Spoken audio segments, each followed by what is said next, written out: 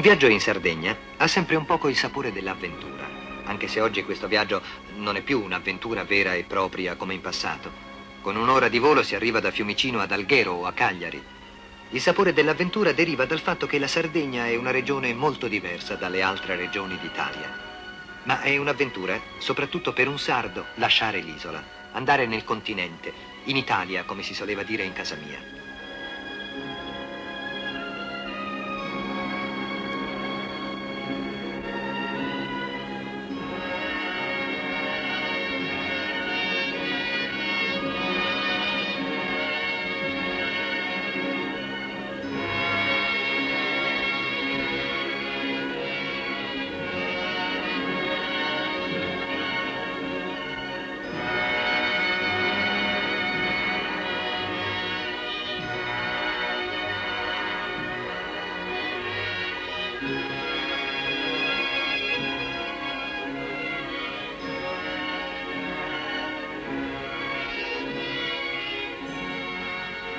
Quando io ero bambino, la traversata era lunga, richiedeva lunghi preparativi e quando si sbarcava in Italia si aveva veramente la sensazione di essere in un altro mondo.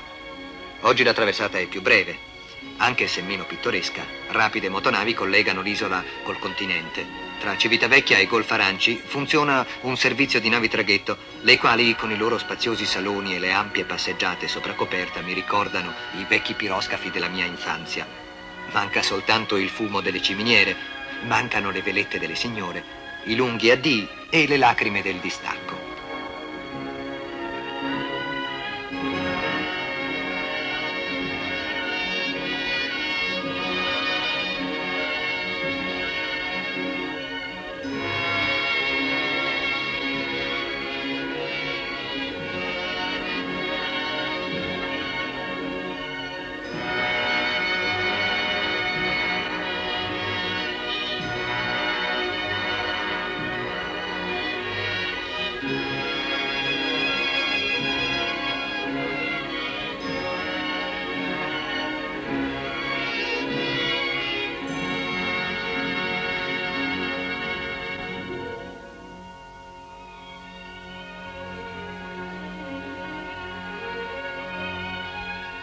Vista dal mare, Cagliari si presenta come un osso di seppia, con i suoi contorni poco rilevati e i suoi colori tenui, sfumati. Così doveva essere anche l'antichissima Calaris dei Fenici. Ma a mano che ti avvicini, in questa sua forma distesa scopri una struttura verticale e tutta la città si alza in piedi.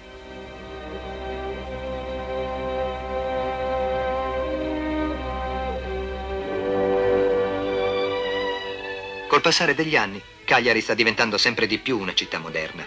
Mentre io invecchio, la mia città ringiovanisce.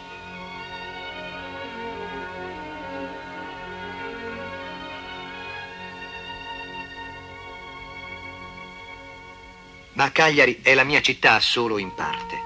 Ci sono nato perché mio padre, ufficiale di carriera, era allora di stanza a Cagliari. La città mi sembrava vecchia, anzi decrepita. Mio padre mi raccontava dei cartaginesi che l'avevano fondata 3000 e più anni fa e dei romani. Mi mostrava i proietti dei cannoni dell'ammiraglia francese Truquet murati sulla facciata del palazzo Boyle.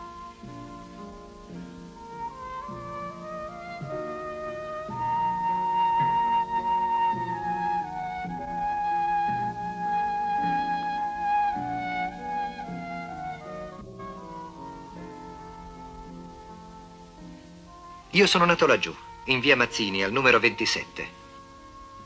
Via Mazzini si chiamava Via degli Argentieri. Della casa non rimane traccia. I terribili bombardamenti dell'ultima guerra l'hanno spazzata via. Fu raso al suolo più di un terzo della città. Vi sono ancora i segni di quello scempio crudele.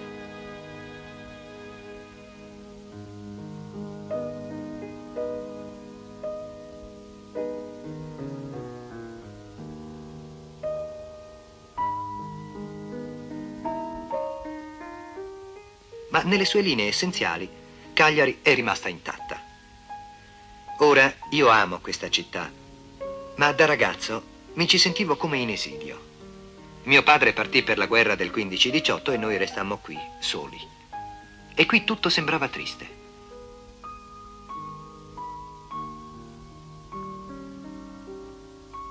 queste strade del castello, così strette e buie, con il loro odore di pesce fritto e di olio rancido, con la biancheria stesa fuori dai bassi e i ragazzini sposi. Avevamo sì a Cagliari molti parenti e amici, ma io non facevo altro che sognare Villa Cidro, i boschi di Villa Cidro, i monti e l'aria sottile di Villa Cidro. Cagliari è stata sempre la roccaforte dei dominatori stranieri. In sardo il nome Cagliari suona anch'esso straniero. In sardo Cagliari si dice Casteddu, cioè il castello. Ai sardi era vietato di trascorrere la notte entro la cerchia di queste mura inespugnabili. Dovevano andarsene al coprifuoco.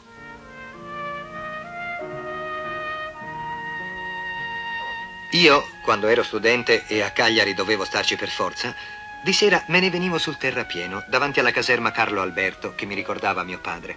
Arrivavo fino alla rotonda e stavo a contemplare, oltre la piazza d'armi, oltre gli stagni e la pianura, il profilo delle vicine montagne di Villa Cidro, che è a una quarantina di chilometri da Cagliari.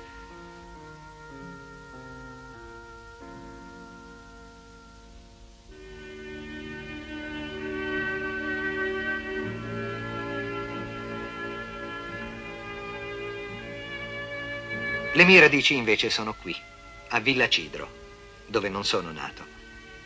Da ragazzo solo qui mi sentivo a casa mia. Solo qui mi pareva che la vita avesse un senso. E anche ora, tutte le volte che ci ritorno, mi sembra di poter capire veramente tutto.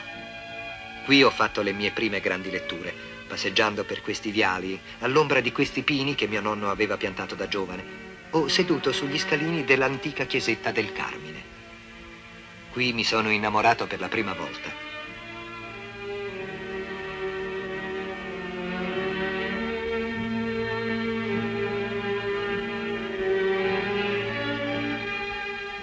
Prima della fine della Grande Guerra lasciammo Cagliari e venimmo ad abitare qui, accanto al lavatoio pubblico. Il nostro giardino si affacciava su questa piazza. Laggiù erano gli abbeveratoi, proprio sotto la casa dove abitavano i cugini, figli dello zio medico.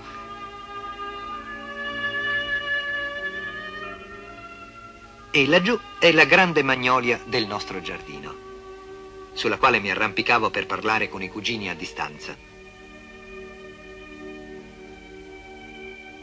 Sotto era la tettoia del lavatoio. Siccome l'acqua non arrivava nelle case, il lavatoio allora era molto più frequentato. C'erano moltissime donne che si contendevano le vasche di pietra e litigavano e lavavano sbattendo i panni. L'aria era piena delle loro voci, dei loro richiami, delle loro grida.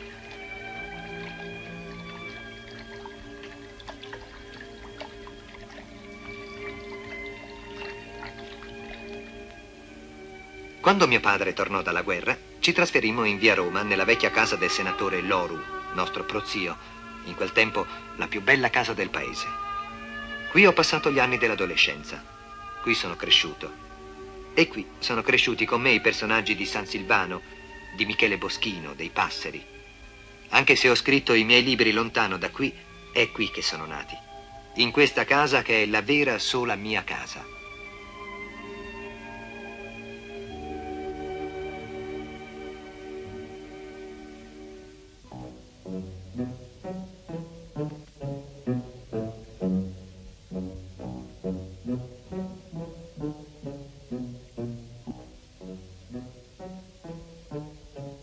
Villa Cidro è cresciuta, fa quasi 10.000 abitanti, ma la parte alta del paese è rimasta tale e quale. Come prima l'acqua la vanno a prendere le donne alle fontane. Riconosco le casupole di allora, i piccoli cortili, la legnaia, il somarello. Anche i rumori sono gli stessi, a parte qualche lontano ronzio di motore. Qui le donne faticano molto e invecchiano presto. A 30 anni sono già sfiorite. Ma alcune di queste che ora mi si fanno attorno devono essere mie coetanee. Le riconosco. Assunta, Annetta, Rosa. Se chiudo gli occhi i loro visi ritornano come allora, freschi, senza rughe. Belle ragazze selvatiche, giovani spose che mi davano soggezione.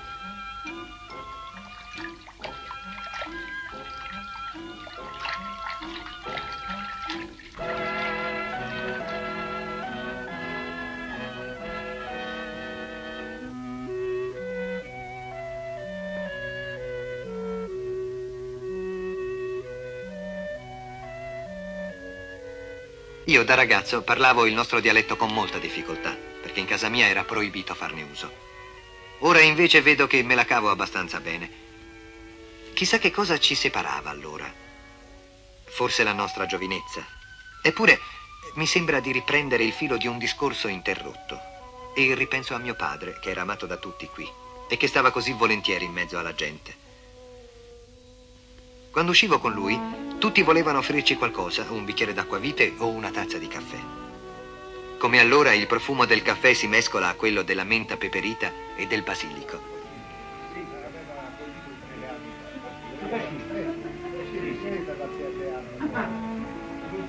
No, però te aumenta la cosa con la stessa poca intenta, questa tendenza non si deve la mano di quella Susanna. Sì, che è arrivato a un certo punto.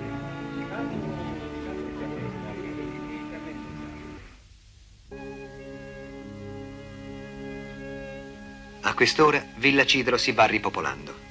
I contadini tornano dalla campagna. Ora le bestie da lavoro sono state sostituite in gran parte dalle macchine, così come i mattoni crudi sono stati sostituiti dal cemento. Sullo stradone asfaltato la vita scorre con un ritmo più rapido. È cambiato il senso del tempo. Eppure questa trasformazione, di cui ora si cominciano a vedere chiaramente i risultati, e che sembra dovuta solo alle macchine, alla radio, al cinematografo, era già iniziata, sia pure impercettibilmente, ai tempi della mia infanzia. Finora ha proceduto lentamente, si può dire sul passo del bue e del cavallo, almeno per quanto riguarda la parte più numerosa della popolazione, che è composta di piccoli proprietari. Qui ognuno ha il suo pezzetto di terra e se lo coltiva con le proprie mani anche quando vanno a giornata altrove. Pezzetti di terra che non bastano per vivere, o meglio che non basterebbe a nessun altro che non fosse sardo e villacidrese. Anche loro, se escono di qui, anche per poco, non si contentano più di quel nulla che prima miracolosamente bastava. Fanno chilometri a piedi per andare a zappare i loro campicelli e tornano a sera coi loro somarelli, i loro cani, portandosi un cesto di frutta, un fascio d'erba, un ramo secco per la provvista dell'inverno, come formiche.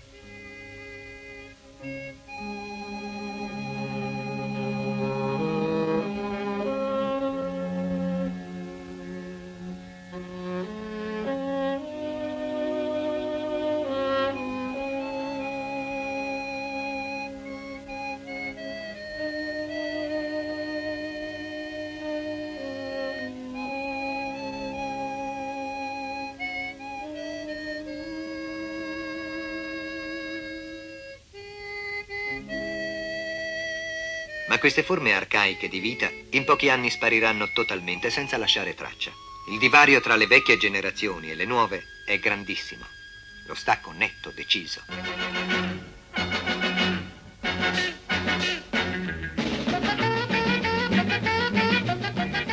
Ai miei tempi, riunioni di questo tipo a Villa Cidro non erano assolutamente concepibili, almeno tra i giovani del ceto medio. A Villa Cidro, anzi, il ceto medio non esisteva nemmeno. C'erano contadini, pastori, operai. Per frequentare le scuole superiori bisognava andare a Cagliari. Ora qui c'è il liceo classico, mentre non c'è un istituto tecnico agrario o industriale.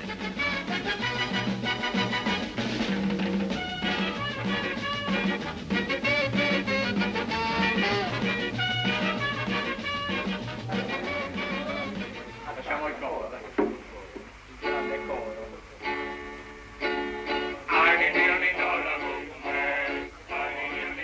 I popolani prima si riunivano per le feste e ballavano i loro balli tradizionali, il ballo tondo, su basso dorrau, e come ballavano bene. E questi ci provano.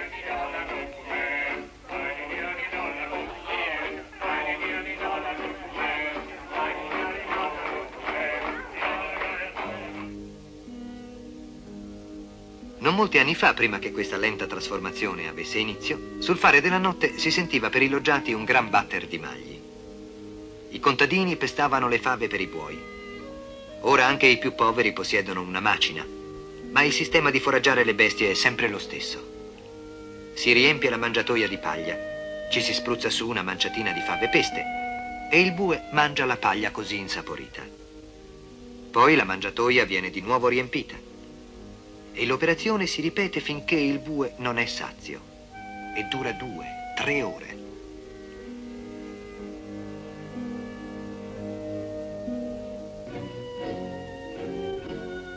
Il contadino parte all'alba dal paese e arriva sul campo quando il sole è già alto. Stacca i buoi dal carro, li aggioga all'aratro, che fino a pochi anni fa era l'antico aratro a chiodo, e comincia il lavoro. Il villacidrese, che è il più intraprendente e attivo dei contadini del Campidano della Trecenta, usa anche il cavallo. Alle 9 circa fa una breve sosta, lascia riposare le bestie e si abbrustolisce una fetta di pane. Riprende il lavoro e alle 2 fa un'altra sosta. Poi continua ad arare e va avanti fino all'ora del ritorno. Il lavoro è reso più lento e faticoso dall'asprezza della terra disseminata di sassi, che l'aratore deve raccogliere uno a uno. Caratteristica questa di tutta la Sardegna, anche se meno accentuata qui nel Campidano. Così accadeva un tempo, così in parte accade anche oggi.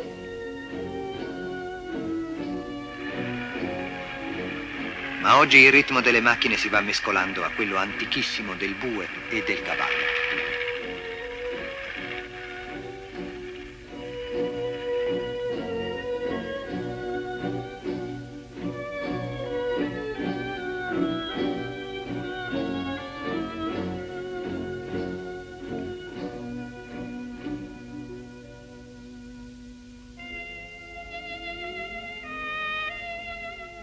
Villacidro ha sempre avuto questo aspetto civile e selvaggio a un tempo. O meglio, ha questo aspetto da quando sono cresciuti i pini. Un paradiso terrestre abitato da diavoli, dicevano i villeggianti cagliaritani che pretendevano di comprare tutto per pochi soldi. Villacidro era un paese di caprai e di briganti che non avevano mai tollerato padroni. Gente aspra e qualche volta anche cattiva, perché cattivi si diventa. I boschi di Villacidro erano stati distrutti prima dal governo piemontese, poi dai carbonai toscani. È una storia lunga da raccontare.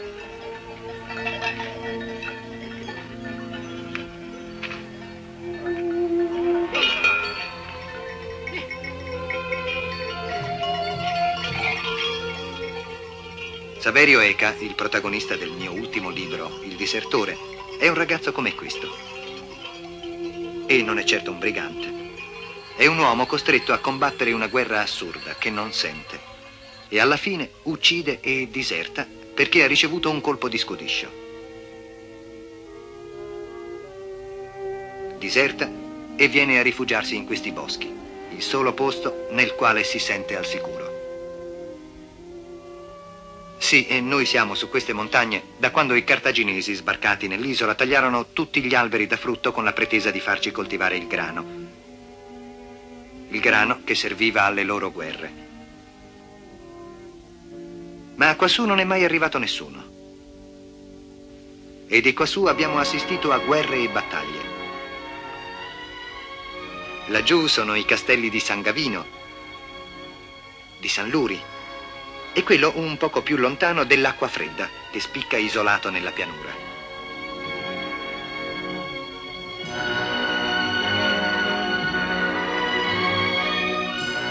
Col passare del tempo, l'ancestrale diffidenza per il mare in casa nostra si era attenuata al punto che andavamo d'estate a fare i bagni al Poetto, che è il lido di Cagliari.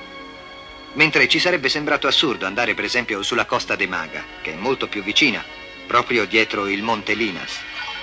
A Costa de Maga, che si chiama ora Costa Verde, tra poco tempo di gente ne verrà fin troppa. Perché è questa una delle tante zone della Sardegna che rientrano nel boom turistico. E qui, su questa costa ancora selvaggia e bellissima, io, montanaro, ho incontrato un cittadino al 100%. Il senatore Crespellani, che è stato il primo presidente della regione. Anche lui si interessa ora a questo progetto.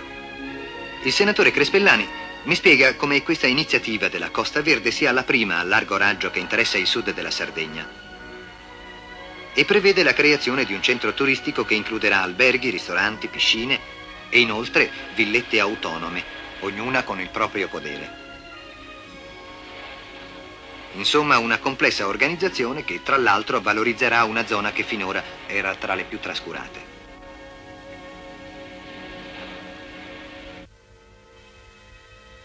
Sì, va bene. La Costa Verde è un progetto affascinante. Ma io ripenso con nostalgia al mare di Cagliari, al ponte della Scafa, con i suoi pescatori, alla spiaggia del Poetto, sotto la sella del diavolo, e al trenino a vapore della mia infanzia.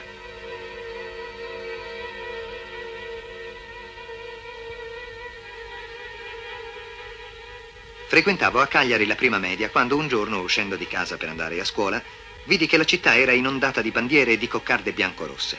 Erano i colori della Brigata Sassari che si era coperta di gloria durante la guerra.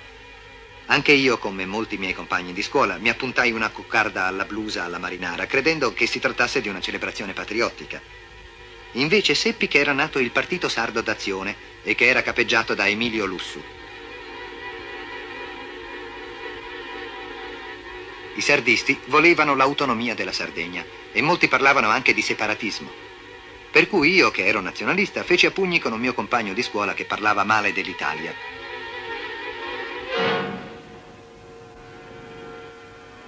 Molti giovani sardisti si riunivano in una libreria che diventò famosa, il Nuraghe.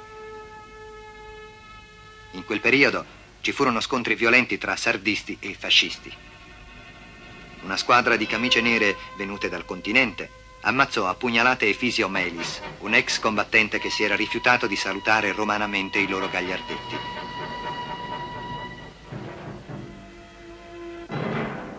Lo ammazzarono proprio qui, davanti al mattatoio.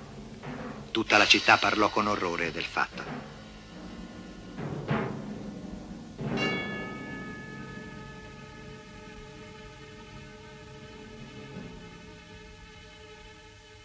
Un altro giorno vidi dalla rampa di Santa Filomena una turba di gente che saliva per via Manno urlando e fischiando. Dopo un poco risuonò un colpo di pistola, secco.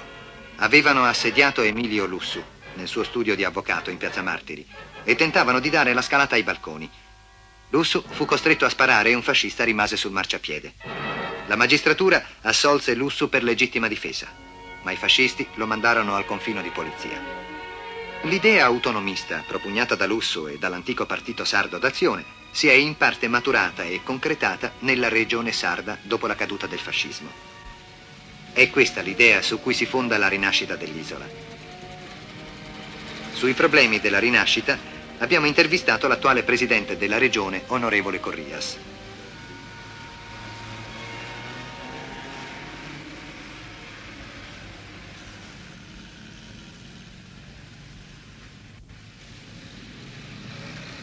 La prima realizzazione è stata questa, quella di essere riusciti dopo 10 anni di effettivo esercizio dell'autonomia di far comprendere a tutti gli isolani che veramente la regione ha una sua parola da dire, una sua funzione da esercitare e una funzione veramente positiva.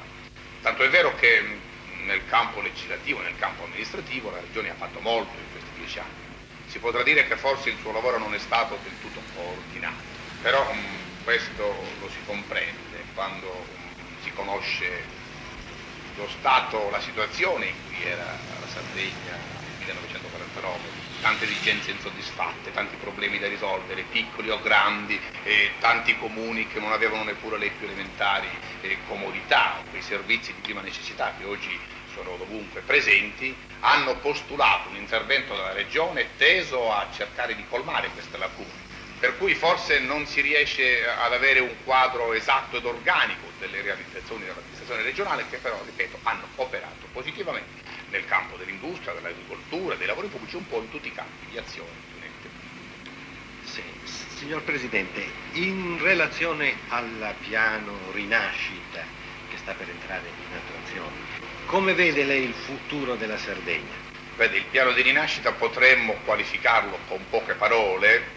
L'intervento destinato e valido a utilizzare quelle risorse che la regione sarda, che la Sardegna ha.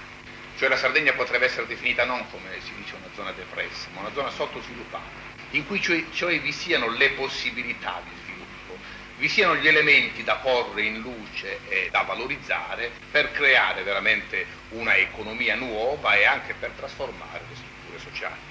Quindi valorizzazione di risorse in agricoltura, in industria, in turismo e in quelle attività terziarie che oggi sono tanto importanti nel quadro delle economie progredite.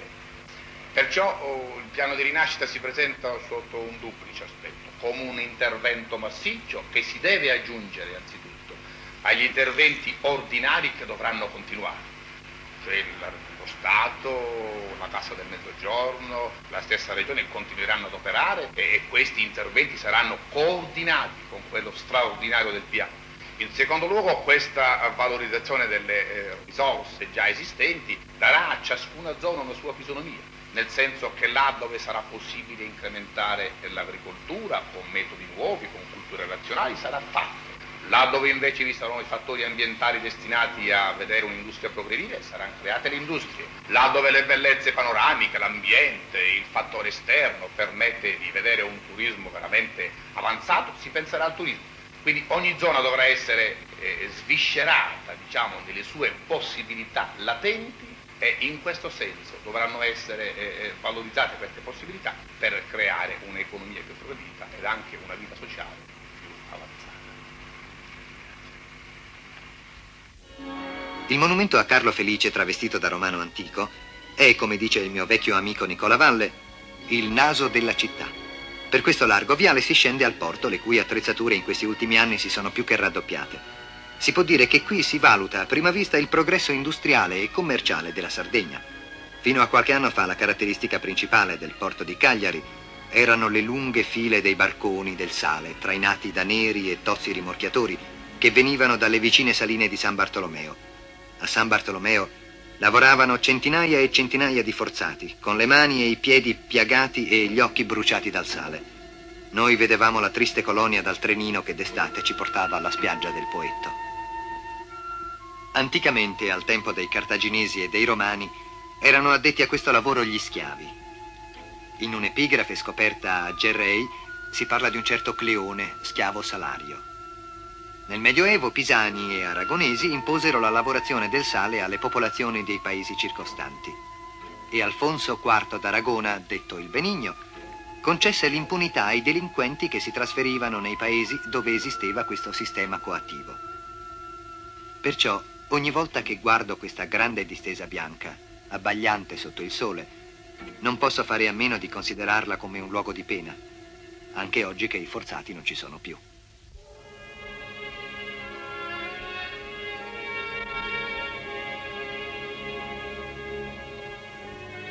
Ci stiamo ora addentrando nel Sulcis, la parte sud-occidentale dell'isola che prende il nome dall'antica città di Sulci.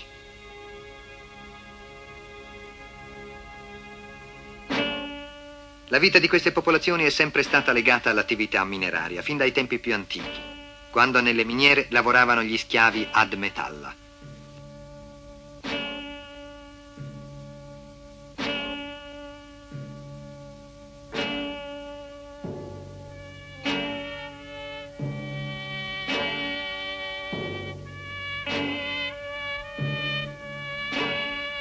Ed ecco il centro più importante, Carbonia.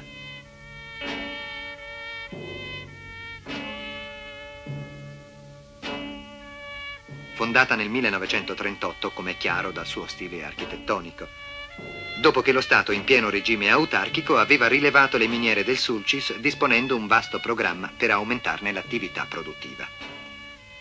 Accorsero allora a Carbonia operai da tutte le parti d'Italia, attratti dalle promesse di un lavoro continuativo e dalle abitazioni a basso costo.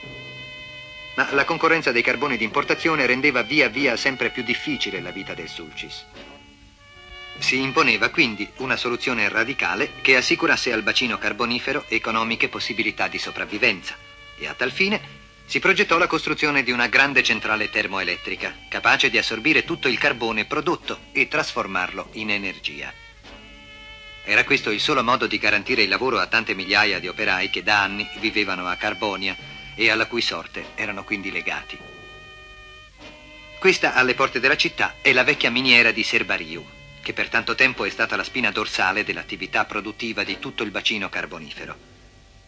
Ora sta per concludere il suo ciclo, perché il giacimento è praticamente esaurito. A pochi chilometri di distanza è la miniera di Seruci, collegata direttamente con la centrale di Portovesme.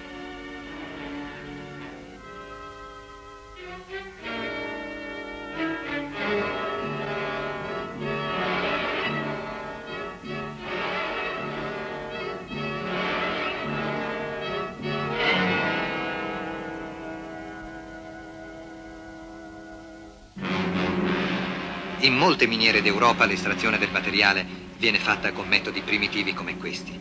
A Seruci, la società mineraria carbonifera sarda ha introdotto la meccanizzazione, con lo scopo di aumentare la produzione e al tempo stesso di rendere meno pesante la fatica del minatore.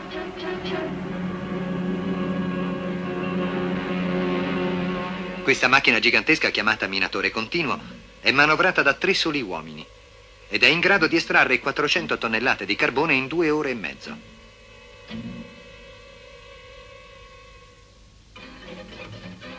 Il minerale viene sgretolato e potenti getti d'acqua evitano i pericoli del surriscaldamento e quindi delle deflagrazioni.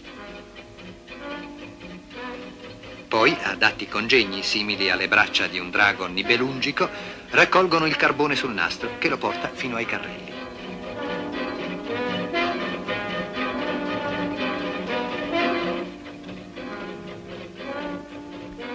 Altri 2 sistemi di meccanizzazione sono stati introdotti nella miniera di Seruci con risultati positivi. La meccanizzazione del sottosuolo ha consentito l'apertura di un'altra miniera, quella di Nuragi Figus, i cui pozzi alla profondità di 500 metri hanno già raggiunto la formazione carbonifera. Un nuovo attivo cantiere, i cui ricchi giacimenti sostituiranno quelli della miniera di Serbariu in corso di chiusura.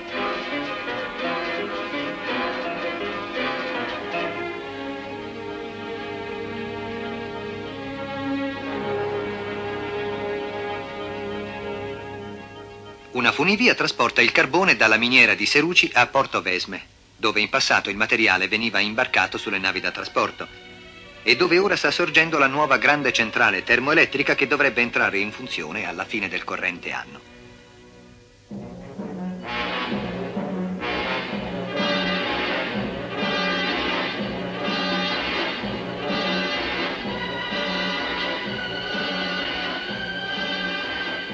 Buoni costi di produzione e buone condizioni di lavoro sono gli obiettivi che la Carbo Sarda intende raggiungere nell'estrazione del combustibile necessario alla nuova centrale termoelettrica.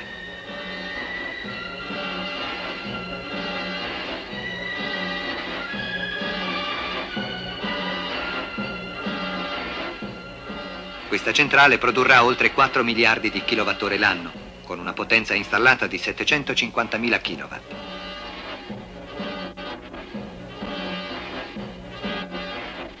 Un grande elettrodotto ad altissima tensione la collegherà con i centri industriali dell'isola, come per esempio i nuovi impianti del settore chimico e di materiale plastico che stanno sorgendo a Cagliari. E inoltre con la rete elettrica continentale, e sarà in grado di fornire energia a costi fra i più bassi d'Europa.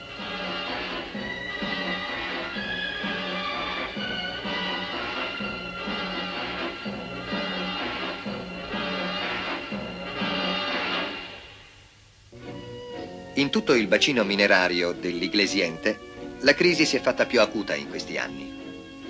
Molte miniere hanno dovuto chiudere, altre lavorano a regime ridotto.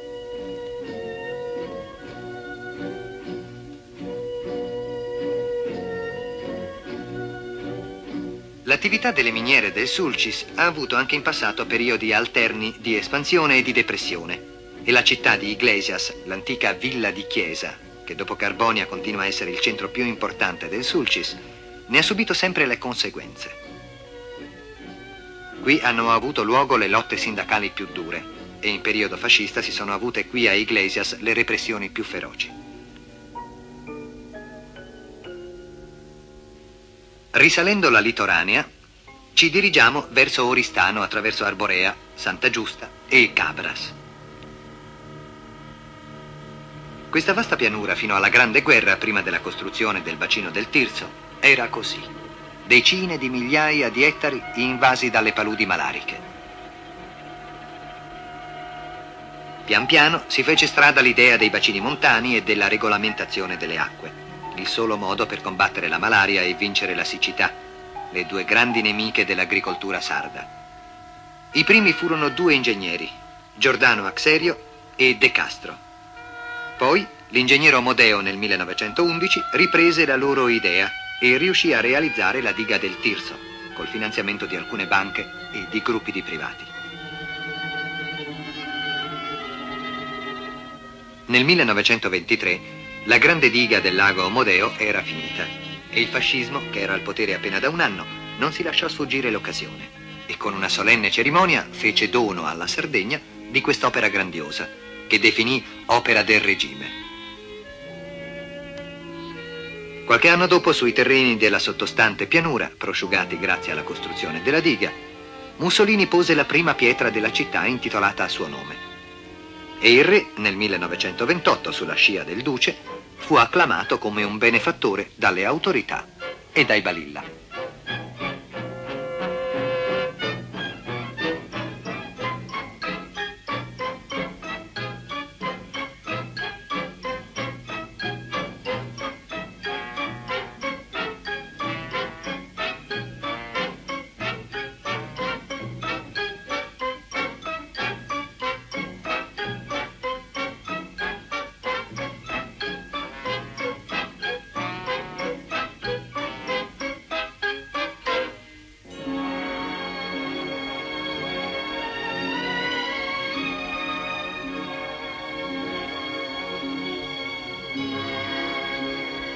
La diga era in grado di fornire energia elettrica a tutta la zona di bonifica, che fu divisa in 230 poderi di 16 ettari ciascuno, in cui vennero sistemate altrettante famiglie di coloni, veneti per la maggior parte, e emiliani.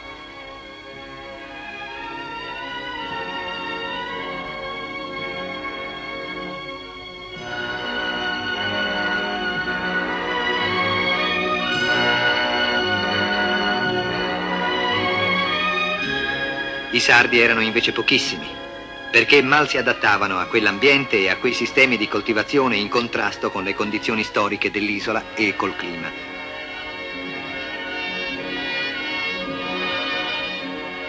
Questi sistemi infatti subirono profondi mutamenti negli anni successivi, quando fu abbandonata la famosa battaglia del grano e furono adottati criteri più razionali.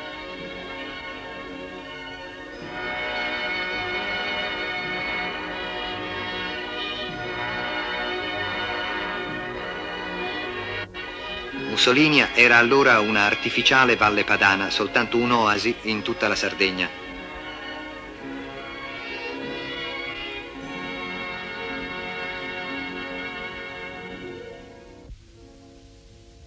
A pochi chilometri le condizioni di vita miserrime erano sempre quelle di prima.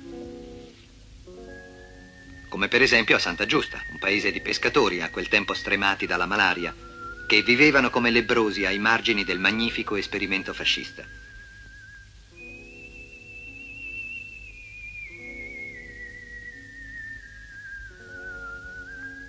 Anche gli abitanti di Cabras vivevano in condizioni molto tristi, che purtroppo permangono ancora oggi. Cabras è un paese di pescatori che non possono pescare liberamente negli stagni, sui quali vivono da secoli in condizione pressoché servile.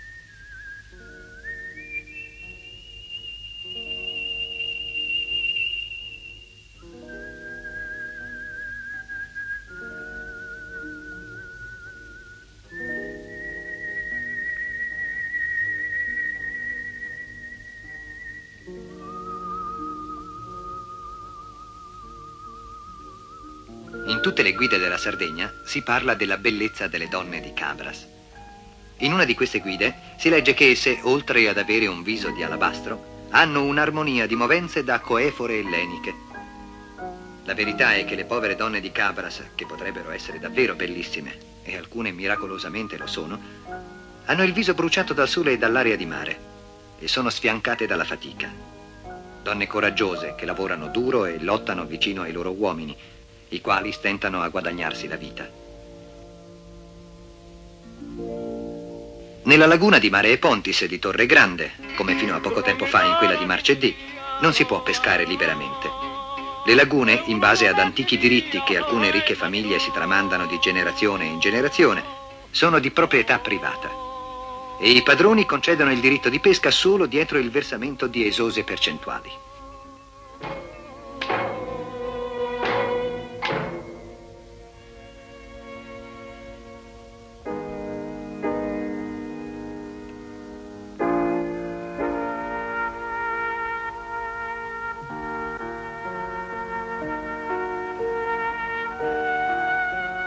Ma i pescatori di Cabras non si rassegnano più come un tempo a questo stato di cose e hanno iniziato una lotta che ha lo scopo di liberare gli stagni dagli antichi vincoli feudali.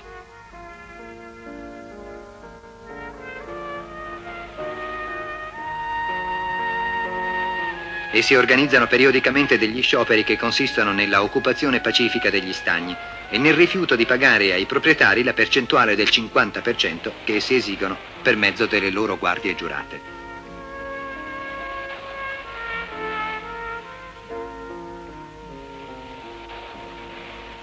Ora le cooperative e le norme sindacali riconosciute dalla legge si sostituiscono gradualmente alle antiche consuetudini, che non rispondono più alla società nuova che si sta formando. Senta, e questo come si chiama questa parte di stagno? Questo si chiama la parte, diciamo, Susi. Ah, questo è Susi. Sì. Quindi diciamo le baracche, insomma, dei pescatori, poi Torre Grande. Sì, sì, sì. Ma a chi appartiene questo? Golfo di Oristano. Sì. Ed è maniale questo? Sì, questo è demaniale. Quindi qui non pagate, no? No, no. In questo momento c'è uno sciopero? sì. Quelli sono contro il padrone che hanno l'intenzione di occupare lo stagno e lavorare senza mezz'ardie. Sì, sì, ma siete tutti d'accordo per ottenere questi benefici? Sì. Nello stagno di Marcedì, al tempo della nostra intervista, i padroni avevano dovuto moderare le loro pretese e accontentarsi del 25%. Ultimamente una sentenza del Tribunale di Cagliari ha concluso la lunga vertenza, togliendo loro gli antichi privilegi feudali. Questa sentenza del Tribunale è stata il primo riconoscimento positivo di una lunga lotta, che nei momenti più aspri ha portato anche a degli arresti.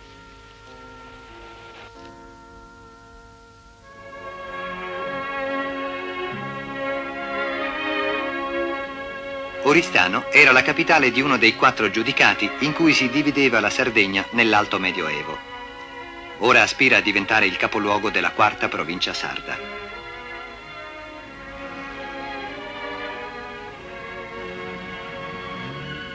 All'ombra della torre di San Cristoforo, che è del 1291, tutto ciò che rimane della cinta fortificata di Mariano II di Arborea, ci starebbe bene il palazzo della provincia. Che potrebbe essere, perché no, anche questo.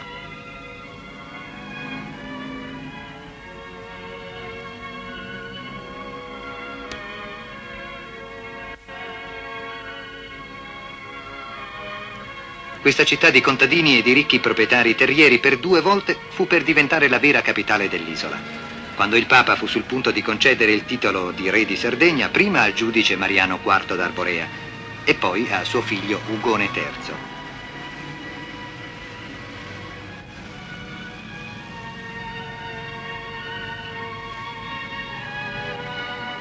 Qui, in questo prospero centro agricolo e commerciale, dove il vecchio e il nuovo si fondono e si integrano e che accoglie tanta parte della storia sarda più positiva, è sempre vivo lo spirito di Eleonora d'Arborea, che alla fine del 1300 promulgò uno dei codici più illuminati d'Europa. Abita qui a Oristano, proprio in questi pressi, un mio omonimo, il professor Giuseppe Dessì, esperto di storia e di economia. È una buona occasione per andare a intervistarlo sulla formazione della proprietà privata in Sardegna. Professore, io vorrei sapere da lei, che è uno studioso, uno specialista in questa materia, qualche cosa di preciso sugli usi che regolavano la vita delle popolazioni rurali e pastorali sarde fin dai tempi più antichi, e che sono durati fino praticamente agli inizi del secolo scorso. Sì, al tempo di Carlo Felice. Sì. Queste comunità agricole e pastorali come si reggevano, come erano? La proprietà era dello Stato. Lo Stato ne disponeva concedendola in uso. Del re? Sì, del re, del governo, del giudice, allora c'erano i giudicati. Ne disponevano dandola in uso, non in proprietà, pagando una tassa allo Stato, al governo. No. E i terreni erano suddivisi in 2 zone, comune per comune, erano divisi in 2 zone, queste due zone erano in rotazione, un anno a pascolo e un anno per la coltivazione. Quest'anno tutti dovevano coltivare in quella zona. L'anno appresso quella zona rimaneva a pascolo, l'altro era a coltivazione, e così avveniva questa rotazione. Veniva distribuita secondo i bisogni Delle famiglie, sì, con piccoli appezzamenti, tutto il più di uno starello di terreno, non di più, 40 ari, non di più, e che li chiamavano lotti. Allora, i terreni che erano vicino al paese e che generalmente erano più fertili, o più comodi per arrivarci, eccetera, si permetteva che venissero chiusi a coloro che li chiudevano con siepi, fossi, eccetera, in modo da impedire l'ingresso di bestiame errante, di bestiame a pascolo, veniva lasciato in uso per più anni. Ma non era proprietà? Non era proprietà, comunque. no, non se ne parla affatto di proprietà. Sì. Proprietà era del bestiame, il bestiame era proprietà. Ecco, di questo si trova traccia nella Carta dei Logo e anche nel precedente. L'intervista tocca ora problemi tecnici che è opportuno riassumere per chi non sappia com'è nata la legge delle chiudende. Col vecchio sistema comunitario, sia pure in termini rozzi e primitivi, veniva attuata una forma di giustizia distributiva rispondente allo spirito dei sardi e un sistema di rotazione agraria adatto al clima isolano e alla povertà della terra. Infatti le zone che un anno erano destinate al pascolo venivano distribuite nell'anno successivo per la semina e viceversa, cosicché la terra si riposava. Nel 1820 i Savoia, che da un secolo erano diventati re di Sardegna, promulgarono la legge delle chiudende, che aboliva lo sfruttamento collettivo delle terre e istituiva la proprietà privata nell'isola. Essa stabiliva che coloro che chiudevano con un muro o una siepe la terra che avevano in uso ne diventavano proprietari. Ecco, che cosa è avvenuto con la legge delle chiudende? La legge delle chiudende ha detto: se un terreno viene chiuso e si può impedire il pascolo del bestiame, rimane in possesso continuato a chi lo ha chiuso, e alla famiglia che lo ha chiuso, non glielo togliamo, però non è la proprietà.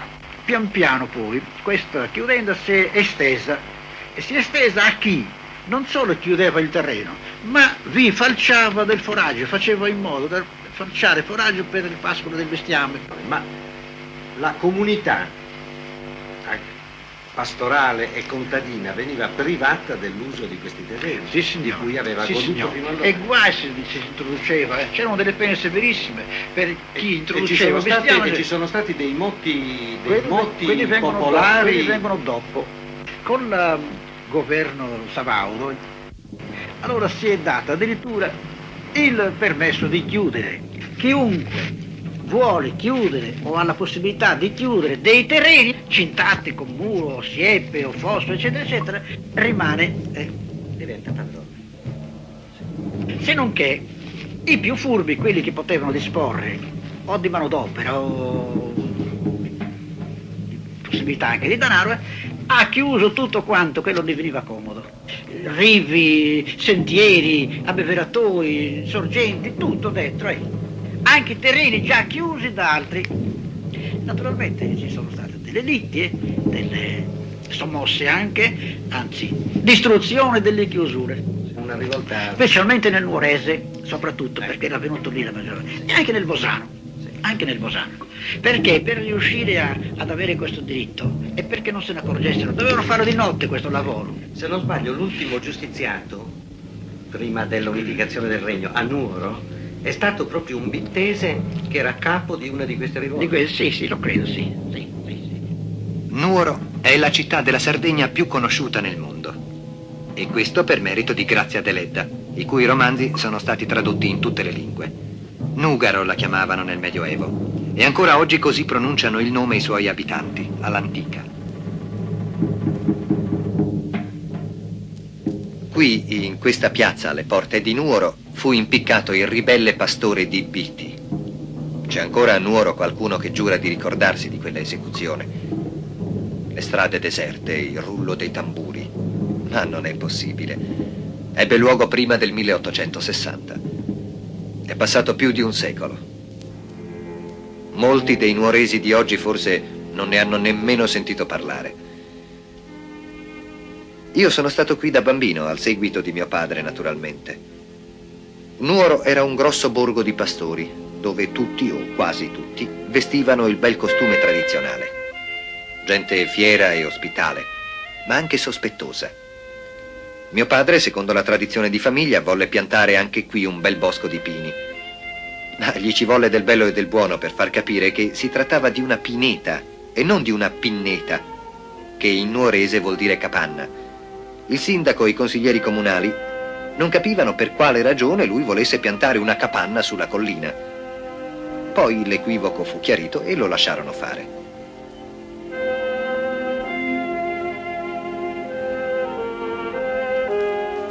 Abitavamo là, sopra la farmacia. Allora non c'era il giardino pubblico. La piazza era nuda, scoscesa. Laggiù è la collina dove mio padre piantò i pini con i suoi soldati. Di là da quel portico un giorno io e mia madre vedemmo venire avanti una folla scura che procedeva a rapida dietro due pastori coperti di polvere. E tutta quella gente non gridava, ma emetteva un ronzio sonoro come se pregasse. Poi qualcuno ci disse che avevano trovato un uomo assassinato al bivio di Orune. Io rimasi molto colpito da questo fatto e non riuscivo a capire come nessuno ne volesse parlare quando mia madre chiedeva notizie ai conoscenti. Non sapevo che a Nuoro di questi fatti non si parla.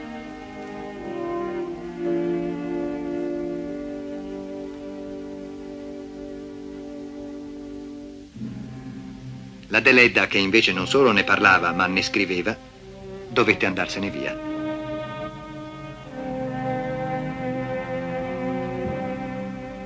Salutò dalla finestra della sua camera l'orthobene per l'ultima volta e andò a Roma. Ora riposa qui, nella chiesetta della Solitudine, ai piedi dell'orthobene.